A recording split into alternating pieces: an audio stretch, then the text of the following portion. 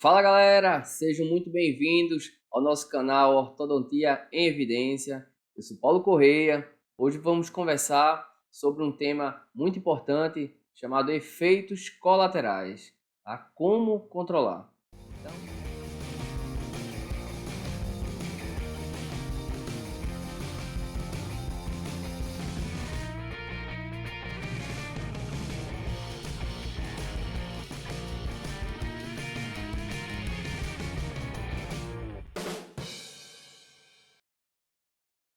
Inicialmente, como é que a gente pode definir efeitos colaterais?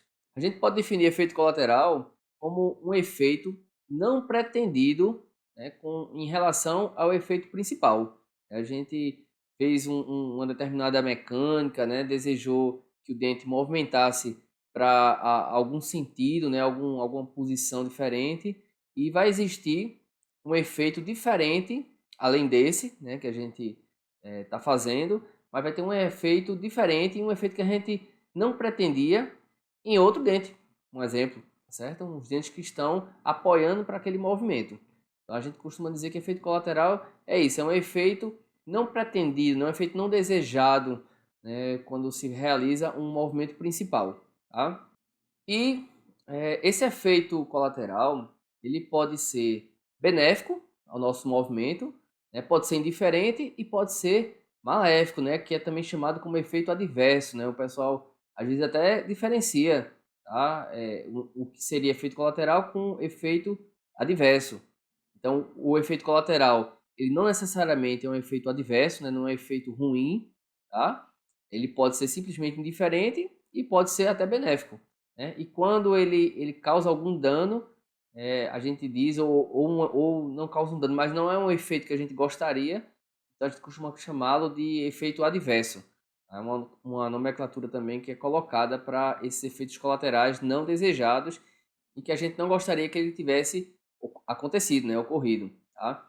Um exemplo, por exemplo, de um efeito benéfico, a gente, por exemplo, instala um propulsor, né, mandibular e a gente quer que ocorra, por exemplo, intrusão dos incisivos inferiores, né? O efeito principal do propulsor seria mesializar, né, os dentes da arcada inferior. Vamos colocar aqui que a gente queria, como efeito principal desse propulsor, a vestibularização dos incisivos inferiores. E como efeito colateral, né, ele vai ter também uma intrusão nessa região, tá, dos incisivos inferiores, por causa do sentido em que esse propulsor fica preso, né, ao aparelho do paciente. Tá? Então, é um efeito colateral benéfico. Tá? Não é o principal, né, para a gente ter colocado o propulsor, mas como efeito colateral benéfico também vai ter uma intrusão, e a gente também gostaria que tivesse uma intrusão nessa região dos incisivos inferiores. Então, a gente classifica como um exemplo de efeito colateral benéfico esse caso do propulsor, por exemplo, quando a gente deseja, né, que tenha esse efeito, né? Agora imagine vocês que o paciente não pode ter intrusão nenhuma nessa região, né, de incisivos inferiores. E esse mesmo propulsor vai ser instalado porque se deseja a vestibularização desses incisivos. Então ele agora, né, esse efeito passa a ser um efeito colateral, né, maléfico, já que a gente não gostaria que tivesse a intrusão dessa região, porque o paciente não precisa dessa intrusão. E com a instalação do propulsor, talvez até, né, ele fique com mordida em topo, ou até mesmo uma mordida aberta. Então, passa a ser esse efeito colateral, nesse caso, como maléfico, né? Também chamado, como eu disse anteriormente, efeito adverso. Mas também vão ter aqueles casos em que o efeito colateral ele é indiferente, na verdade, tá? Então, um exemplo claro aqui de um efeito colateral indiferente, né? Imagine vocês que existe um apinhamento, né, suave na região de incisivos inferiores, por exemplo, e a gente coloca um fio contínuo, né, para resolver esse apinhamento. Então, vão ocorrer movimentos de vestibularização, lingualização nessa região, né? E o fio como ele é um fio reto, né, um arco reto, então ele vai promover, né, movimentos de vestibularização e lingualização nesses todos esses incisivos.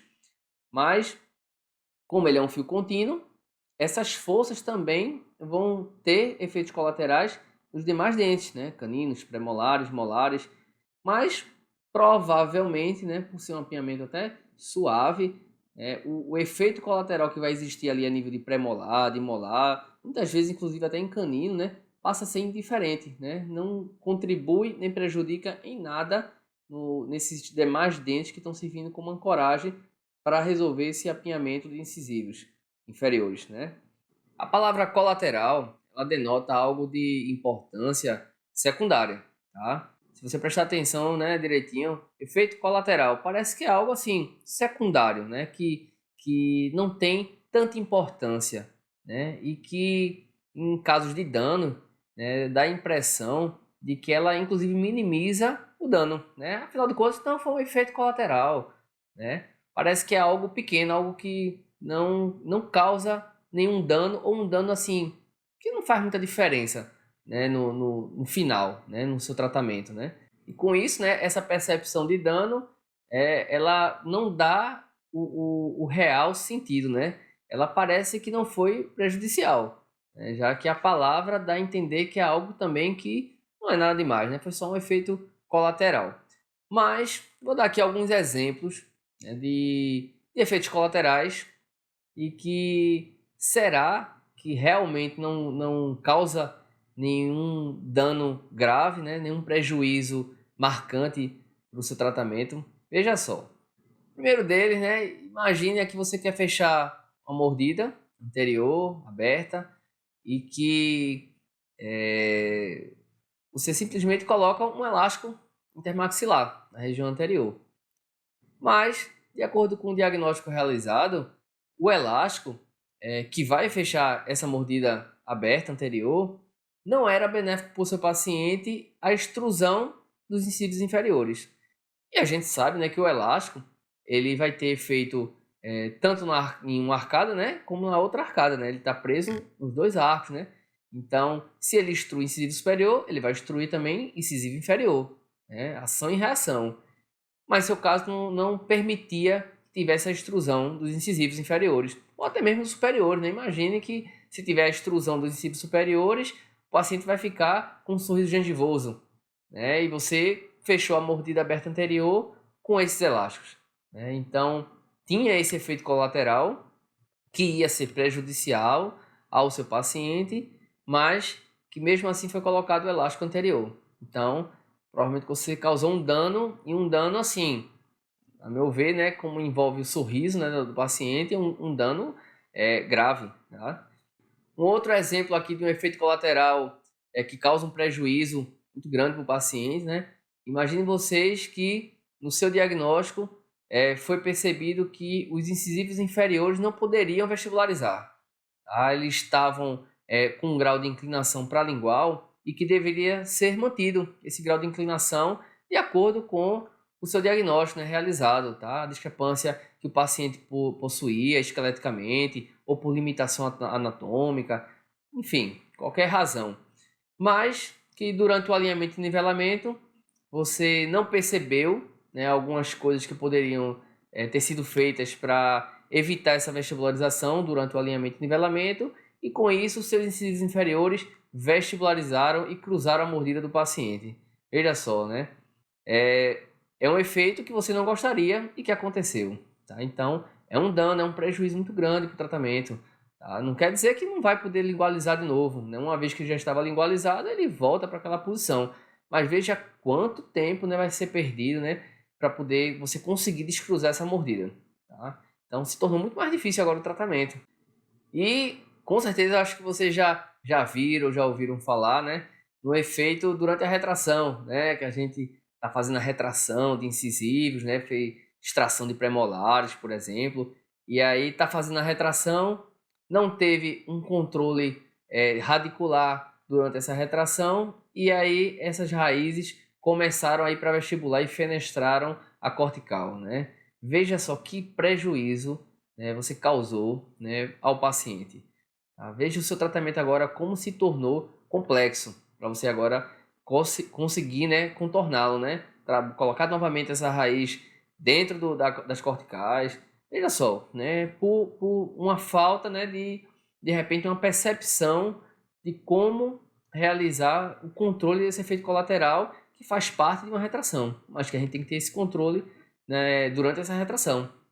né? Tem que ter controle desse efeito colateral quando se vai fazer uma retração, né? Então veja aí 3 exemplos muito claros, né? E de graus, né, de prejuízos diferentes quando a gente não mapeia esses efeitos colaterais possíveis que podem acontecer durante o nosso tratamento, tá joia? E aí vem a pergunta, né? Então por que é importante então controlar os efeitos colaterais, né? Eu dei aqui esses exemplos, né?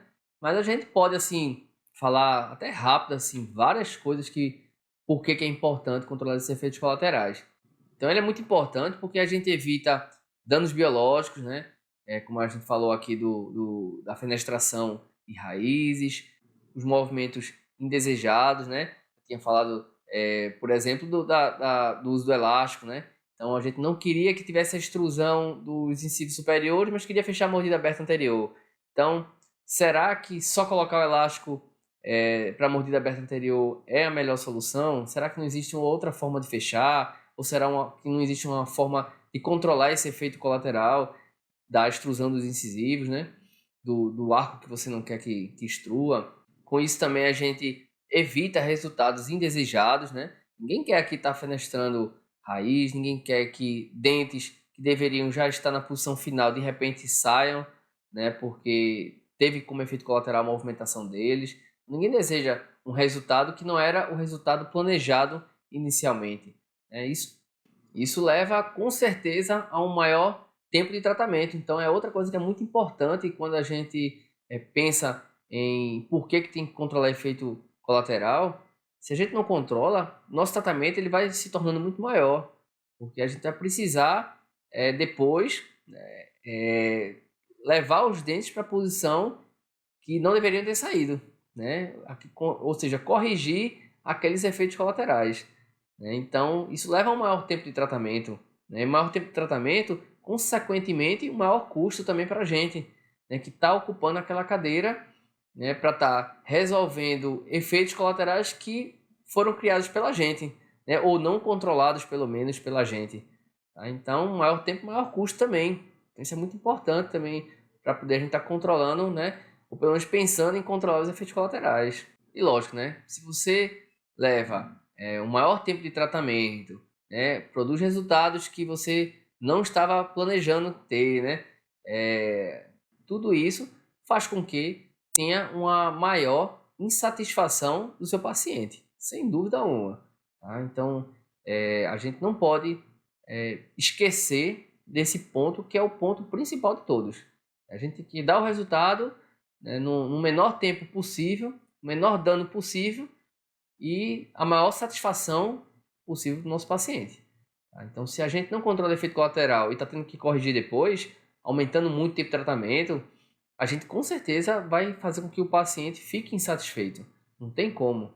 Então é por isso que a gente fala tanto que é importante a gente investir nosso tempo, né, nosso dinheiro nisso, né, em controlar efeitos colaterais, porque isso faz com que a gente tenha uma maior satisfação do nosso paciente, já que a gente vai fazer com que os nossos casos sejam terminados no menor tempo, né? Então, se a gente termina num tempo menor, a satisfação do paciente é muito maior. Ninguém quer ficar utilizando aparelho, né, mesmo sendo alinhador, por muito tempo, né? Fica chato, uma hora você não aguenta mais estar naquela rotina, né, diária de cuidados, de ter que estar lembrando de fazer alguma coisa sempre para poder que seu dente vá para o lugar, por exemplo, né?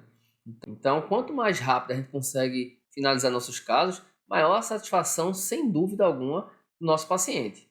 Outra coisa também, quando a gente controla efeito colateral, muito importante, né, é que a gente consegue dar uma maior previsibilidade, né, para o nosso caso, né? A gente consegue dar um melhor resultado com a maior previsibilidade. Porque como você não está tendo que corrigir movimentações que você não desejava que existissem, né, já que elas não existiram, então você só foca no que realmente é o importante, né, o que você deseja para o caso. Tá? Então, você aumenta muito a previsibilidade de terminar o tratamento no menor tempo e com um resultado muito melhor. Né? Outra coisa, quando a gente termina nossos casos com um tempo menor, a gente provoca um menor dano biológico. Todo mundo sabe já disso, né? Se você submete todos aqueles dentes a menores forças ou por menos tempo, né? A chance de causar algum dano, né, ao paciente é muito menor, tá? Tanto dano periodontal como um dano à estrutura dentária, a gente está, digamos, deixando o paciente menos exposto a esses danos. Tá? Então, o custo biológico do paciente vai ser menor e se o tratamento também é menor, o custo para a gente também se torna menor. São menos horas de cadeira para a gente dar aquele resultado do nosso paciente. Então isso é muito bom. Tá? Isso vai fazer com que todo mundo fique satisfeito, né? Você e o paciente, tá certo? E, lógico, né? Paciente satisfeito, né? Tanto com o resultado quanto o tempo, né, que se levou para chegar naquele resultado, é lógico que ele vai indicar outras pessoas para você. Então, é uma progressão geométrica, né? Esse paciente, normalmente, ele não vai indicar só uma pessoa, né? Ele vai indicar todas as pessoas possíveis que ele saiba que estejam procurando um tratamento ortodôntico para você. Então, geralmente são 2, 3, 4 pessoas que ele vai indicar. Agora imagine isso, né? Faça essa conta pensando como vários pacientes que cada um vai indicar pelo menos 2 ou 3 pessoas para você. Então você tem uma projeção, né? uma progressão geométrica muito grande, muito escalonada. Então seu crescimento na ortodontia vai ser muito maior. Por isso que a gente foca tanto no resultado muito bom para o paciente e no menor tempo e menor dano possível biológico. De todos esses benefícios que eu falei aqui para vocês, na minha opinião, o maior de todos eles, o maior de todos, se eu pudesse assim, escolher um, qual o maior benefício que você acha em a gente estar realmente preocupado com os efeitos colaterais, estar mapeando desde o início esses possíveis efeitos de acordo com o diagnóstico que foi dado, né, desse tratamento, né? Qual seria o maior desses benefícios que você pudesse passar? Eu diria a vocês que seria o resultado, né, que é dado ao paciente no menor tempo. Né? Você deu o resultado que ele esperava, né, do seu tratamento e num tempo menor do que ele estava acostumado a escutar. Né? Eu escuto que ortodontia a pessoa usa pelo menos 2 anos de aparelho, pelo menos 3 anos de aparelho, 4 anos, né? Eu conheço gente com 10, com 8. Então, de repente, você termina esse caso com menos de um ano, né? Com 8 meses, 9 meses, até um ano mesmo. Veja que para ele isso tornou, né, uma realidade muito, mas muito melhor da expectativa que ele criou do início. Então, é lógico que ele vai ficar muito mais satisfeito. E com isso, né, vai indicar muitas pessoas para você também. O nome disso é previsibilidade. Né? É você conseguir prever que vai dar um resultado muito bom em um tempo menor.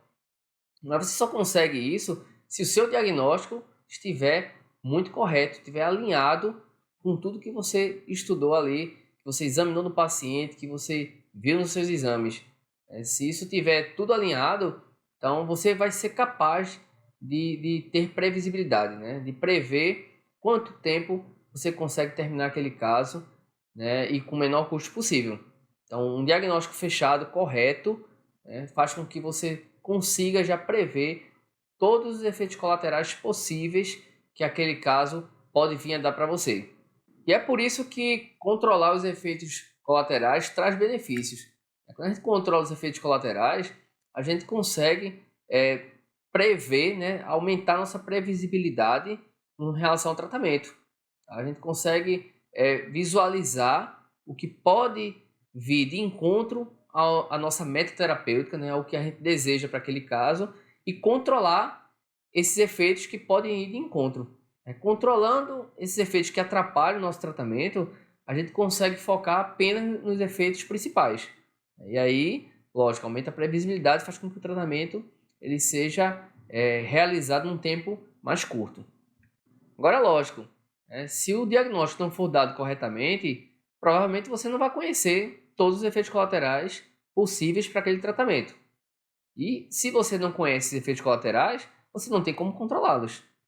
O que acontece geralmente quando eu percebo isso é que o pessoal vem tratando, né, e durante o tratamento, tá? Muitas vezes até nos 6 primeiros meses já, o percebe que não está caminhando tudo exatamente como a pessoa achou que iria caminhar.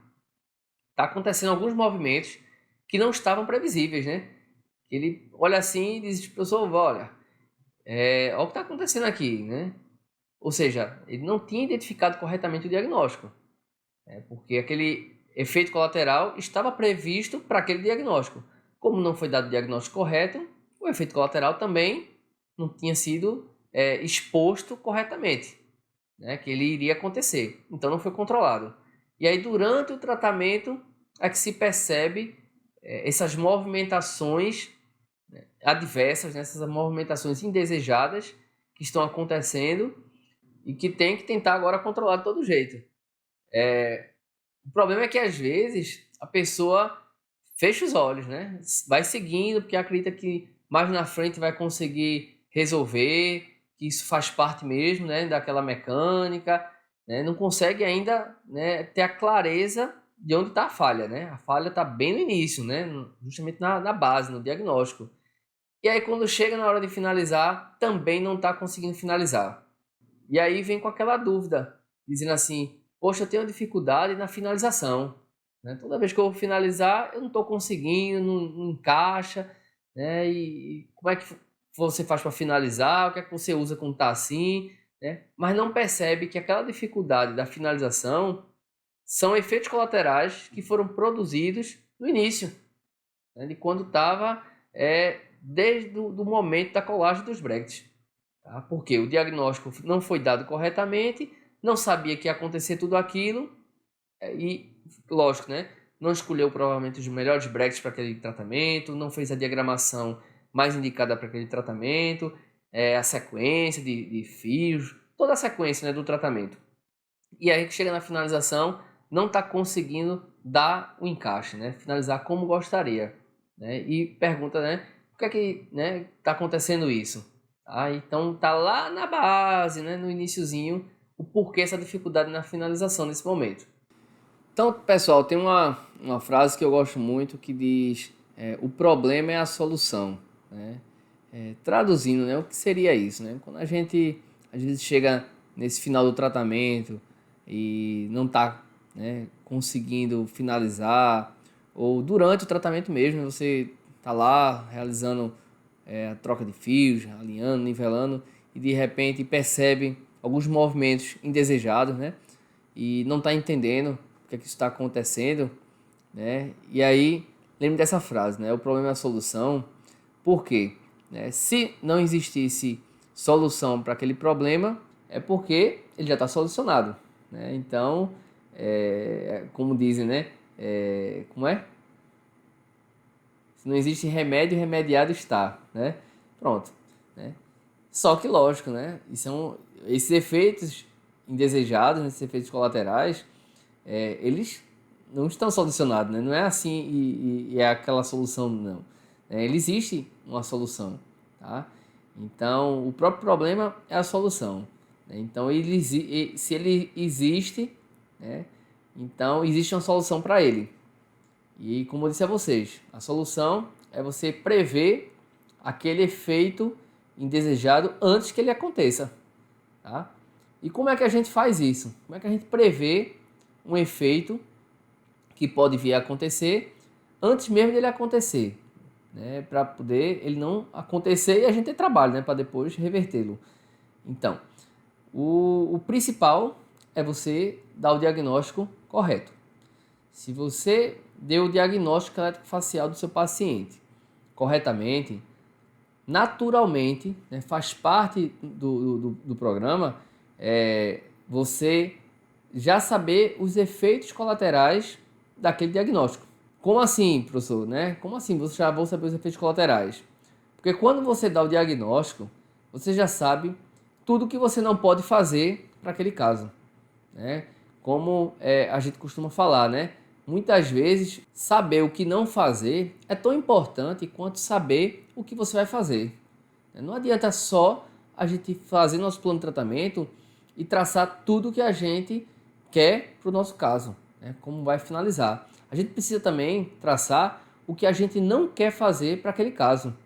Porque quando a gente traça o que a gente não quer fazer para aquele caso, a gente já consegue eliminar um monte de mecânica, um monte de acessórios que não vão ser benéficos para aquele caso. Tá? Então a gente mapeia já tudo isso. Então, deu o diagnóstico correto, automaticamente a gente já sabe tudo que a gente não pode utilizar para aquele caso. Por quê? Vai favorecer o aparecimento de efeitos colaterais. E é tudo que a gente não quer. Por tudo que a gente já comentou aqui, o que acontece quando esses efeitos colaterais estão presentes. Então, primeira coisa, para poder você conseguir controlar esses efeitos colaterais, é dar um diagnóstico assertivo. Deu o diagnóstico assertivo, você já vai saber tudo que você não pode utilizar para aquele paciente. Joia? Por quê? Vai aumentar as chances de efeitos colaterais. E aí você já vai ter traçado dessa forma todos os efeitos colaterais possíveis e o que não pode ser utilizado, porque vai aumentar essas chances. Então vai sobrar uma quantidade de acessórios mecânicas muito menores.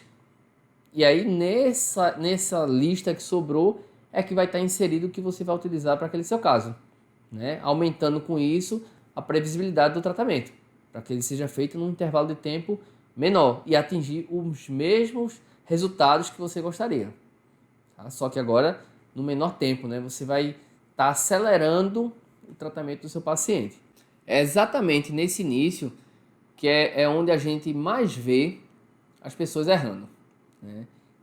Apesar de muitos ainda não enxergarem isso, tá? E por isso, né, não atentaram ainda à solução, não enxergaram ainda que o erro tá lá no iniciozinho, né, quando tá dando o diagnóstico e realizando o planejamento. Então, lógico, né, se não vê erro no diagnóstico, lógico que não vai corrigir a forma de dar o diagnóstico, né? E aí vai continuar cometendo os mesmos erros e procurando, né, em mecânicas alternativas para estar corrigindo. A gente até escuta assim: professor, meu problema é em mecânica, né? Quantas vezes eu já escutei isso, né? Porque tá aplicando a mecânica e vê a coisa dando errado, né? Indo para um lugar errado, né? E acredita que a mecânica escolhida é que foi errada. Só que a mecânica ela é consequência do diagnóstico. Tá? Você escolheu uma mecânica baseada no seu diagnóstico. Se você escolheu o diagnóstico certo, a mecânica automaticamente é correta, né? O paciente tem uma doença, você tem uma medicação para aquela doença, né? E se você aplicou a medicação diferente da doença, não tem como dar certo, né? Não vai dar certo, não tem como. Tá? Mas se o diagnóstico da doença foi correto, já existe um protocolo para aquela doença. Então é só seguir o protocolo, né, que vai dar certo. Tá? Então o erro não está na medicação, o erro está no diagnóstico, que fez com que você escolhesse a medicação errada. É a mesma coisa na ortodontia. Então, o erro não está na mecânica escolhida por causa da mecânica, né? Ela foi escolhida errada, né, de forma errada, porque ela foi baseada em um diagnóstico que não foi o mais correto. Consequentemente, a mecânica também não foi a mais correta. Seria esse, então, o segredo, tá? Para que não erre na escolha da mecânica, né? É não errar o diagnóstico, a base. Então, por onde é que eu posso começar, né? Primeiro, né? Então, a primeira coisa que você tem que fazer é começar revendo seus diagnósticos, tá? Para ver se o que você escreveu no seu diagnóstico condiz com o que você utilizou para não ter aquele efeito colateral. Se não está batendo, algum erro tem que estar acontecendo aí, né? Ou seja, na base do diagnóstico. Porque se aquele diagnóstico for dado de forma correta, né, aquele efeito colateral que você já estaria prevendo que ele ia acontecer, né? Se ele não estava previsto que iria acontecer, é porque o diagnóstico ainda está faltando alguma coisa para ele estar correto. Tem uma história que eu gosto e que passo aqui para vocês, para que vocês peguem aqui um pouco do ensinamento dela também, tá? É do seguinte, né? São as lutas da nossa vida, né? Ela diz assim: era uma vez uma filha que se queixou ao pai que a sua vida era miserável e que ela não sabia o que iria fazer com ela. Ela estava cansada de lutar e lutar o tempo todo. Parecia que quando um problema se resolvia, aparecia outro logo depois, né? E aí seu pai, um chefe, né, de cozinha, levou ela para a cozinha. encheu 3 potes de água e colocou cada um em fogo alto. Quando as 3 panelas começaram a ferver, ele colocou batatas em uma delas, ovos na segunda e grãos moídos, né, na terceira panela, né, grãos moídos de café. Então ele deixou assentar e ferver, né, sem dizer nada a ela, e a filha, né, ficou lá, né, esperando, impaciente, imaginando o que é que ele estava fazendo, né. Depois de 20 minutos, o pai desligou os bicos do fogão. Tirou as batatas da panela, colocou na tigela, pegou os ovos, também colocou na tigela e tirou o café e colocou lá num copo. Aí o pai virou para a filha, né, e perguntou, né, filha, o que é que você consegue ver aqui? E a filha respondeu, né, batatas, ovos, café. E aí o pai disse, né, olhe mais perto e toque nas batatas. Aí ele foi lá, ela foi lá, né, olhou, tocou nelas, né, e disse que, né, estavam macias. Então ele pediu para ela pegar o ovo e quebrá-lo. E aí foi o que ela fez, né? E ficou lá observando o ovo cozido, né? E por último ele pediu para que ela tomasse o café, né? E aí, lógico, né, o aroma, né, do café já fez ela sorrir na hora, né? E ela não entendeu, né? Ela fez, pai, sim, finalmente, né? O que é que isso significa, né? Não estou entendendo. E aí o pai disse, ó, filha, a batata, o ovo e o grão de café, os três enfrentaram as mesmas dificuldades, que era a água fervente, né? Só que cada um reagiu de uma forma. A batata era dura, forte, né?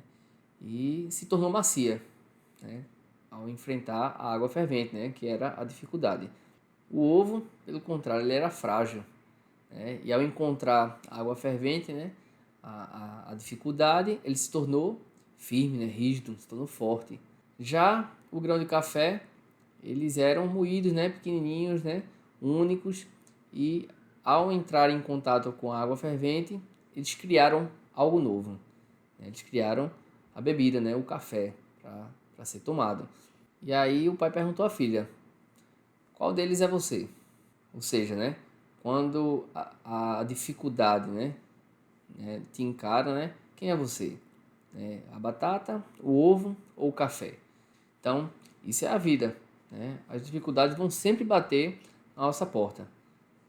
O que vai modificar é a forma como você vai tratá-las, né? Como é que você vai responder a essa dificuldade.